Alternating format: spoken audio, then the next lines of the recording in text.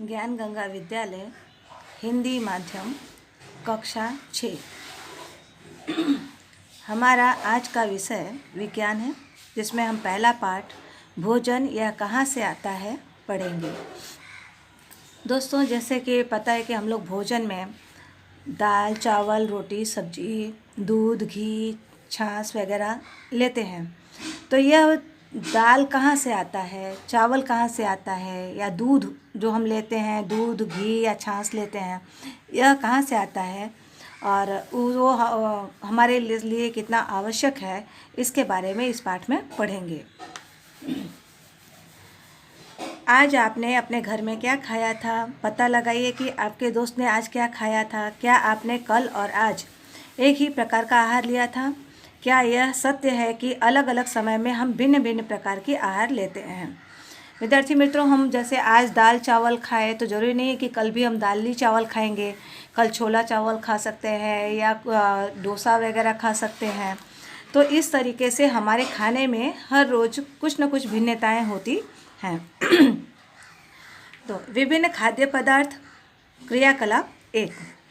विद्यालय में अपने दोस्तों से उन खाद्य पदार्थों की जानकारी प्राप्त कीजिए जो वे पूरे दिन में खाते हैं। यदि वे विभिन्न राज्यों के रहने वाले हों तो उनसे यह भी जानकारी प्राप्त करने का प्रयास कीजिए। अपनी नोटबुक में सारणी 1.1 की तरह यथासंभव अधिक से अधिक दोस्तों द्वारा खाए जाने वाले विभिन्न खाद्य पदार्थों की जानकारी प्राप्त कर सूचीबद्ध कीजिए। जैसे यहाँ पर दिया हुआ है, तो यहाँ पे अपने दोस्त का नाम लिखना है और पूरे दिन में खाए गए खाद्य पदार्थ। अगर वो विभिन्न प्रांत से आए हैं, तो जैसे अगर मद्रासी हैं तो वो इडली सांभर या डोसा सांभर वगैरह खाएंगे। अगर बिहार के पूर्वी प्रांत के हैं तो उन लोग अपना चावल दाल सब्जी खाएंगे। तो सबका अलग अलग थोड़ा होगा। तो यहाँ पे अपने दोस्तों का नाम और उनके द्वारा खाए गए खाद्य पदार्थों के नाम यहाँ पे आपको लिखना है। अपने भोजन में हम अनेक प्रकार की चीज़ें खाते हैं। खाने की ये सभी चीज़ें किससे बनी हैं? पके चावल के बारे में सोचो। हम कच्चा चावल लेते हैं, उसे पानी में उबाल लेते हैं। इसे तैयार करने में हमें 2 पदार्थों या संगठनों की आवश्यकता होती है। चावल जो हम पकाते हैं उसमें हमें पानी और चावल दोनों चीज़ डाल करके तब हम पकाते हैं। तो इस तरीके से 2 संघटक का उपयोग किए। दूसरी ओर कुछ भोजन तैयार करने में हमें कई संघटकों की आवश्यकता होती है। यदि हम सब्जी बनाना चाहते हैं तो हमें अलग अलग कई प्रकार की कच्ची सब्जियों, नमक, मसाला, तेल आदि की आवश्यकता होती है। इस तरीके से हम जो भी चीज़ पकाते हैं तो सब में अलग अलग प्रकार के संघटकों की आवश्यकता होती है। क्रियाकलाप 2 सारणी 1.1 में सूचीबद्ध कुछ खाद्य पदार्थों को छांटिए और अपने दोस्तों के तथा घर पर चर्चा करके जानकारी प्राप्त कीजिए कि इनको बनाने के लिए कौन कौन सी सामग्री चाहिए। इनकी सारणी 1.2 में सूचीबद्ध कीजिए। वस्तु का नाम और उनमें प्रयुक्त कच्ची सामग्री के कुछ उदाहरण सारणी 1.2 में दिए गए हैं। कुछ अन्य को इसी सूची में जोड़िए। जैसे हम चाय बनाते हैं तो चाय में क्या क्या डालते हैं? चाय पत्ती, चीनी, दूध वगैरह डालते हैं। इसी तरीके से हम तब जाके एक हमारा चीज़ चाय तैयार होता है। इसी तरीके से अन्य चीज़ें जो है, जैसे रोटी चपाती किस चीज़ से बना? कच्ची सामग्री, इसमें क्या लगा? आटा, जल। और दाल बनाए तो दाल में क्या लगा? कच्ची दाल, जल, नमक, तेल, घी, मसाले। इस तरीके से आपको आगे और सारणी बनानी है और उसमें लिखनी है। हमने क्या देखा? कक्षा में चर्चा कीजिए कि क्या हम विभिन्न व्यंजनों में कुछ संघटक समान रूप से प्रयुक्त करते हैं। अच्छा, ये संघटक कहाँ से आते हैं? यानी हम जो भी उसमें एक्स्ट्रा चीज़ मिलाते हैं, चाय बनाते हैं तो चाय में जो चाय पत्ती, शक्कर और दूध डाले, तो ये सारे संघटक जो डाले, ये सारे संघटक कहाँ से आते हैं, इसके बारे में पता करना होगा कि दूध कहाँ से आया। जैसे जंतु से हमें मिला, गाय भैंस बकरी से मिलता है। चाय कहाँ से आया? तो चाय की पत्तियों का उपयोग किए, वनस्पति का। तो फिर शक्कर कहाँ से आया? तो गन्ने का उपयोग हुआ, उससे शक्कर बन के आया। तो इस तरीके से ये संघटक कहाँ से आते हैं उनके बारे में पता करेंगे। खाद्य सामग्री एवं उनके स्रोत। सारणी 1.2 में सूचीबद्ध कुछ कच्ची सामग्री जैसे फल और सब्जी के स्रोत का अनुमान लगाना हमारे लिए बहुत आसान हो सकता है। चित्र 1.2a यह कहाँ से आता है? निश्चित रूप से पौधे से। गेहूं और चावल का क्या स्रोत है? आपने धान और गेहूं के खेतों में उनके पौधों को अनेक पंक्तियों में देखी होगी। इससे हमें अनाज प्राप्त होते हैं। 1.3 में देख लेने का कुछ अन्य खाद्य पदार्थ जैसे दूध, अंडा, मुर्गा, मछली, झींगा, मांस आदि हमें जंतुओं से प्राप्त होते हैं। चित्र 1.2 का बी में आप देख लीजिएगा। ये इस तरीके से ये हमें, जैसे मुर्गी, अंडा है कहाँ से मिला, तो मुर्गी से मिला। दूध कहाँ से मिला, तो गाय या भैंस से मिला। इस तरीके से। क्रियाकलाप 3, आइए हम पूर्व सूचीबद्ध खाद्य पदार्थों एवं उनके संगठकों के स्रोत जानने का प्रयास करें। कुछ उदाहरण सारणी 1.3 में दिए गए हैं। कुछ और उदाहरण इस सूची में जोड़िए। इसके अतिरिक्त रिक्त स्थानों की पूर्ति कीजिए। क्रियाकलाप 3 में हम क्या निष्कर्ष निकालते हैं? पौधे विभिन्न खाद्य संगठकों जैसे कि अन्य, सब्जी तथा फल इत्यादि के स्रोत से हैं। जंतुओं से हमें दूध, मांस, अंडे तथा अन्य जांतव उत्पाद प्राप्त होते हैं। गाय, बकरी तथा भैंस दूध देने वाले कुछ सामान्य पशु हैं। दूध एवं विभिन्न दुग्ध उत्पाद जैसे कि मक्खन, क्रीम वगैरह जो हमें गाय भैंस से मिलता है। यहाँ पे आपको दिया हुआ है, यहाँ पर खाद्य, मद, कच्ची सामग्री और उनके स्रोत। इडली जैसे तो चावल से बना, कहाँ से मिला? पौधे से मिला। तो चावल, इडली के लिए हम क्या क्या कच्ची सामग्री लिए? तो चावल, उड़द की दाल, नमक और जल। तो चावल जो है हमें पौधे से प्राप्त हुआ, उड़द की दाल भी हमें पौधे से प्राप्त होता है, नमक कहाँ से? सागर के पानी से। जल जो है वो भी हमें नदी या समंदर से मिला। तो इस तरीके से ये वनस्पति से हमें मिला। चिकन करी तो चिकन मसाला, तेल, घी और जल ये कच्ची सामग्री हो गई। और हमें चिकन कहाँ से मिला? तो जंतु से मिला। मसाला कहाँ से मिला? तो हम लोग वनस्पति से लेते हैं। तेल, घी वो भी हमें पौधे से भी मिलता है और जंतु से भी मिलता है। तेल लिए तो पौधे से और घी लिए तो जंतु से। और जल इसी तरह अगर हमने खीर बनाया तो दूध, चावल और चीनी ये हमारी कच्ची सामग्री हो गई। तो दूध कहाँ से मिला? तो जंतु से मिला। चावल और चीनी हमें किससे मिला? तो पौधे से मिला। तो ये जंतु उत्पाद हो गए दूध, और वनस्पति का उत्पाद हो गया चावल और चीनी। इस तरीके से दूध एवं विभिन्न दुग्ध उत्पाद जैसे कि मक्खन, क्रीम, घी, पनीर और दही का उपयोग संसार के प्रत्येक क्षेत्र में किया जाता है। क्या आप कुछ अन्य जंतुओं के नाम बता सकते हैं जो हमें दूध देते हैं? तो जैसे गाय के सिवा हमारा भैंस भी, बकरी भी, ये सब भी दूध देते हैं। तो इस तरीके से जो जो जंतु दूध देते हैं उनके आपको नाम लिखने होंगे। अगला है 1.3, भोजन के रूप में पौधे के भाग और जंतु उत्पाद। भोजन के रूप में हम पौधे के कौन कौन से भाग का उपयोग करते हैं और कौन कौन सा जंतु का द्वारा हमें प्राप्त होता है पदार्थ, उसके बारे में अब हम लोग आगे पढ़ेंगे। पौधे हमारे भोजन का एक मुख्य स्रोत है। हम पौधे के कौन कौन से भाग का उपयोग खाद्य पदार्थ के रूप में करते हैं? हम पत्तियों वाली अनेक सब्जियां खाते हैं। कुछ पौधों के फलों को भोजन के रूप में खाते हैं। कभी हम जड़, कभी तना, तो कभी पुष्प भी भोजन के रूप में खाते हैं। तो कभी आपने सीताफल यानी जिसे काशी फल भी कहते हैं के फूलों को चावल की पिट्ठी में डुबोकर व तलकर पकौड़ी बनाकर खाया है? इसका प्रयत्न कीजिए। दोस्तों, आपको पता है कि हम लोग कुछ पौधों के पत्तों को खाते हैं साग के रूप में। कुछ पौधों के नाम आप लिखिएगा, जैसे कि सरसों हो गया, पालक हो गया, मेथी हो गया, इनके हम लोग पत्ते साग के रूप में खाते हैं। तो कुछ पौधों के हम लोग फलों को खाते हैं, जैसे आम हो गया, करेला हो गया, टमाटर हो गया, है। इस तरीके से पौधों के फलों को हम लोगों ने खाया। तो इस तरीके से वनस्पति के हर एक भाग को अलग अलग प्रकार से हम लोग खाते हैं। आलू जो है वो क्या है? एक प्रकार का तना है, तो उससे को भी हम लोग खाते हैं। तो कुछ पौधों के 2 या 2 से अधिक भाग खाने के योग्य होते हैं। उदाहरण के लिए सरसों के बीज से हमें तेल प्राप्त होता है और इसकी पत्तियों का उपयोग साग बनाने के लिए किया जाता है। क्या आप केले के पौधे के विभिन्न भागों के बारे में सोच सकते हैं जिन्हें हम भोजन के रूप में लेते हैं? अब देखिए, केले का जो है वो हम लोग उसके फल को तो खाते ही खाते हैं, उसके फूल जो होते हैं उसका भी हम लोग भोजन के रूप में उपयोग करते हैं। उसका भजिया बना करके या उसकी सब्जियां बना करके भी खाने के रूप में हम लोग लेते हैं। क्या आप किसी अन्य पौधे के बारे में सोच सकते हैं जिनके 2 या अधिक भाग खाए जाते हैं? तो इस तरीके का आप लोग सोच करके उसको नोट करके रखिएगा। क्रियाकलाप 4, सारणी 1.3 में सूचीबद्ध सभी खाद्य पदार्थों में से उन संघटकों को छांटिए जिनका मुख्य स्रोत पौधा है। ये पौधों के किन भागों से प्राप्त होते हैं? इन खाद्य पदार्थों और पौधों के भागों को सारणी 1.4 के अनुसार सूचीबद्ध कीजिए।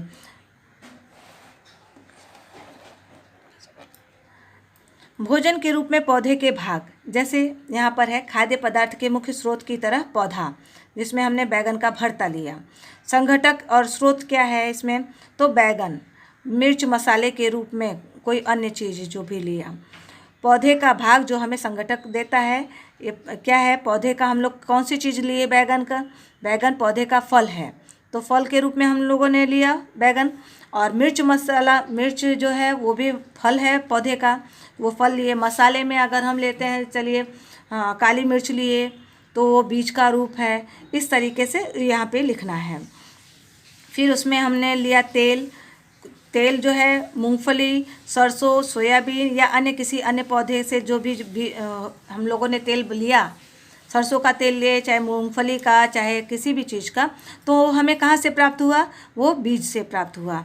इस तरीके से हमें अन्य और पदार्थों के नाम लिखने हैं। खाद्य पदार्थ यहाँ पे लिखना है, बैगन का भरता यहाँ पे लिखा। उसके बाद आप यहाँ पे कोई भी चीज़ बना सकते हो, या बेसन कढ़ी लिख सकते हो, वो किस किस चीज़ों से बना।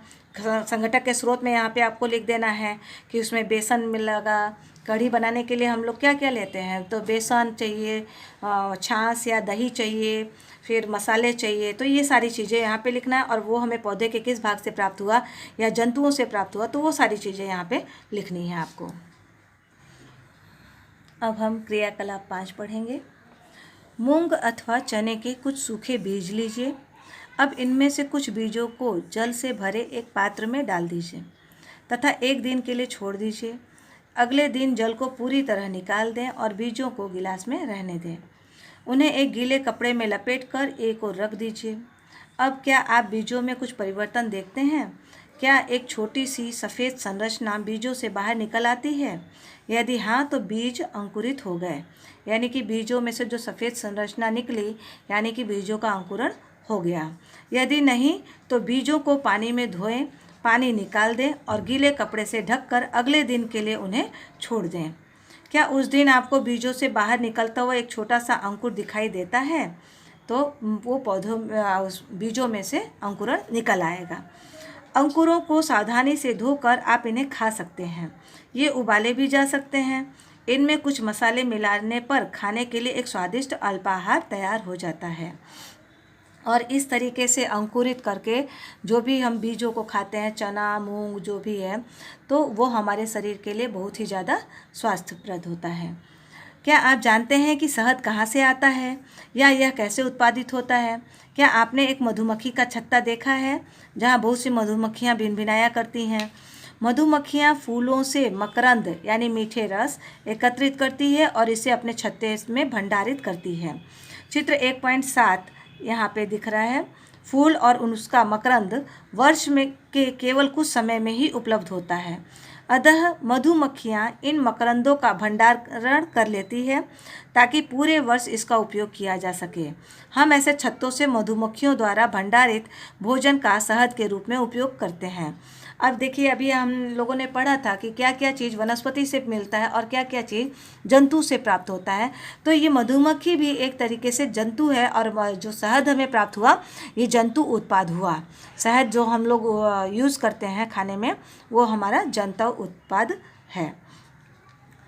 अब 1.4 जंतु क्या खाते हैं? क्या आपके घर में कोई ऐसा पालतू पशु है जिसकी आप देखभाल करते हो? कुत्ता, बिल्ली, भैंस या बकरी? फिर आपको इसकी जानकारी भी अवश्य होगी कि आपका पालतू जानवर क्या खाता है, अन्य जंतु क्या खाते हैं। क्या आपने कभी गिलहरी 1.8 में कबूतर, छिपकली या छोटे कीटों को खाना खाते हुए देखें? इस तरीके से जितने भी जंतु हैं सब अलग अलग प्रकार की चीज़ें खाते हैं। अब कुत्ता, बिल्ली जो है वो जो चीज़ खाता है वो भैंस और बकरी नहीं खा सकते, या भैंस और बकरी जो खाते हैं वो कुत्ता, बिल्ली नहीं खा सकता। इस तरीके से दोनों में थोड़े अंतर होते हैं। क्रियाकलाप 6, सारणी 1.5 में अनेक जंतुओं के नाम लिखे हैं। उनमें से कुछ जंतुओं द्वारा खाए जाने वाले भोजन भी लिखे हैं। सारणी में रिक्त स्थानों की पूर्ति कीजिए। सारणी 1.5 में जंतु और उसका भोजन। तो यहाँ पे है जीव का नाम और उनके द्वारा खाया जाने वाला भोजन। जैसे भैंस, तो भैंस क्या खाती है? तो घास, खली, भूसा, अनाज, पत्तियाँ। बिल्ली जंतु, तो बिल्ली क्या खाती है? छोटे जंतु, पक्षी और दूध। चूहा क्या खाता है? फिर उस तरीके से हमें खाए जाने वाला यहाँ पे पदार्थ लिखेंगे। जैसे चूहा अनाज खाता है, अनाज के दाने। शेर क्या खाता है? तो यहाँ पे मांस खाता है, किसी भी छोटे जीव जंतुओं को खाता है। तो बाघ क्या खाता है? वो भी मांसाहारी है, मांस ही खाएगा। मकड़ी क्या खाती है? तो छोटे छोटे कीट खाते हैं। तो इस तरीके से सभी जीव क्या खाते हैं, उनके द्वारा खाए जाने वाले भोजन का नाम यहाँ पे आपको लिखना है। अब आगे हम लोग क्रियाकलाप 7 पढ़ेंगे। फिर से सारणी 1.5 को ध्यान से देखिए और इसके जंतुओं को 3 वर्गों में विभाजित कीजिए। पहले वर्ग में केवल उन जंतुओं के नाम लिखिए जो केवल पौधे और पादप उत्पाद खाते हैं, उन्हें शाकाहारी जंतु कहते हैं। ये तो आपको सबको पता है, जो साग खाता है उसको शाकाहारी, और जो मांस खाते हैं उन्हें मांसाहारी कहते हैं। यहाँ कुछ जंतु ऐसे हैं जो दूसरे प्राणियों को खाते हैं, इन्हें दूसरे वर्ग में रखते हैं। इन प्राणियों को मांसाहारी जंतु कहते हैं। क्या आप कुछ ऐसे जंतुओं को जानते हैं जिनका भोजन पौधा और जंतु दोनों ही होते हैं? तो इस इन्हें तीसरे वर्ग में रखना है और इन्हें क्या कहेंगे? सर्वाहारी जंतु। आप इन्हें सारणी 1.6 के अनुसार 3 अलग अलग वर्गों में लिखिए। शाकाहारी, जैसे यहाँ पे गाय था, तो गाय शाकाहारी है, तो क्या क्या खाई? मांसाहारी, सर्वाहारी। कौन कौन सी इसमें जंतु शाकाहारी में है, उनका अलग वर्गीकरण करके यहाँ पे लिखना है। इसमें से मांसाहारी को अलग करना है और सर्वाहारी जो है उनको अलग करना है। आगे हम जानते हैं कि हमने में से बहुत से लोग ऐसे हैं जिन्हें पर्याप्त भोजन नहीं मिलता।